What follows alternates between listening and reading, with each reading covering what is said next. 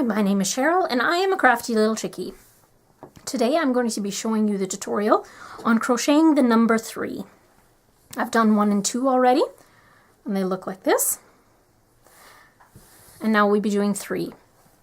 This is all part of my pattern for the Counting Sheep shell stitch baby blanket. So you'll be able to see the blanket, the sheep, the fence, the fences, and these numbers as well. Okay, so what we're going to do in order to make this number 3, we're going to start, I should show you what we're using.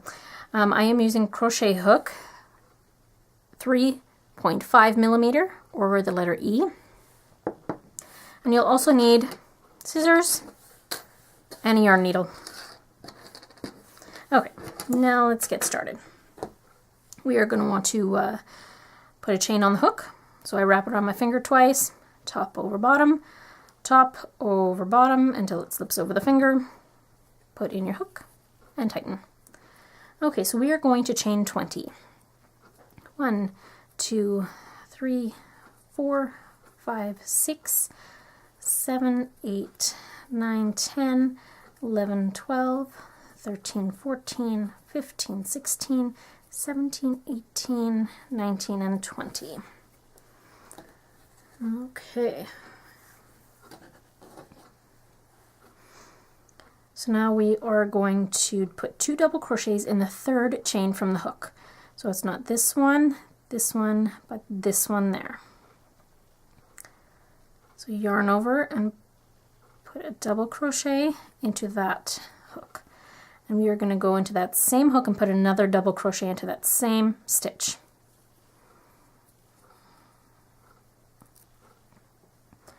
Okay, so now we're going to double crochet in the next 2 stitches, just 1 in each stitch.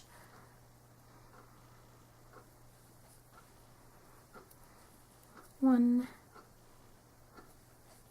and 2. And then this next stitch we are going to be putting 3 double crochets into 1 stitch. So double crochet, second one, go into that same stitch you were just in and put a double crochet. Do the exact same thing again, go into that same stitch and double crochet. And now for this next stitch we're going to do the exact same thing, 3 double crochets. 1, and go into the same stitch. 2, and then again the same stitch for the 3rd. This is going to curl like crazy. The number 3 is the most difficult of the numbers to crochet, and it's very difficult for it to lay flat without you pinning it down or starching it or actually sewing it on as an applique to whatever you're using it for. Okay, so after this, the 2 3 double crochets in the same stitches, each in their own stitch, we put 1 double crochet in the next stitch,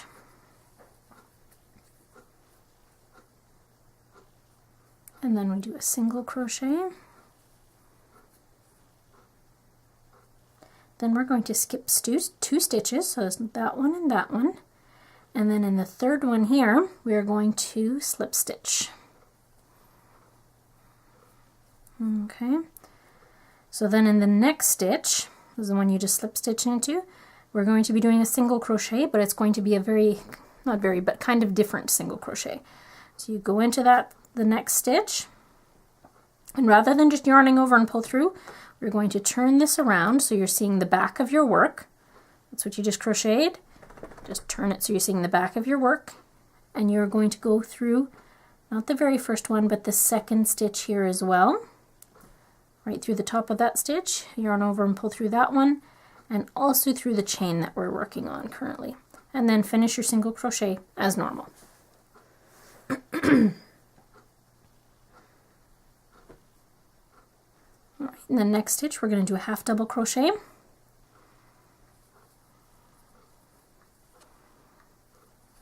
This one gets really squirrely, so it gets really difficult to do the stitches at times. And then a double crochet in the next stitch or in the next chain,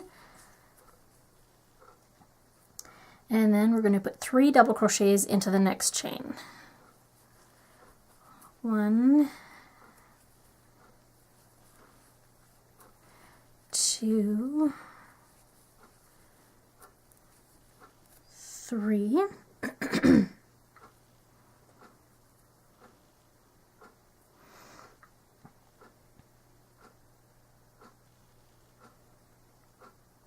Okay, and then the next one we're going to put 3 double crochets again into that stitch. 1, 2, and all in the same stitch again, right? So go back in for the third one.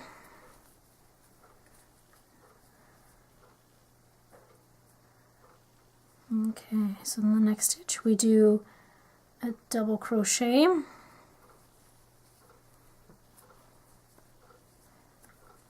Right, in the next stitch again we do a double crochet.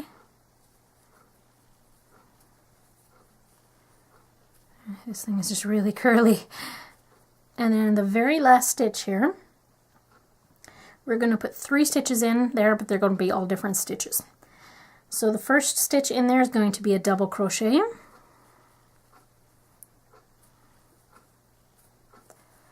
And then we're going to go into the same stitch again, but this time we're going to do a half double crochet.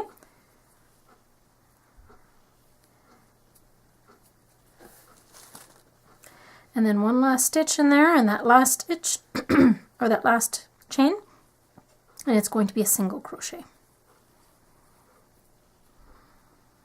Oh goodness, it's a very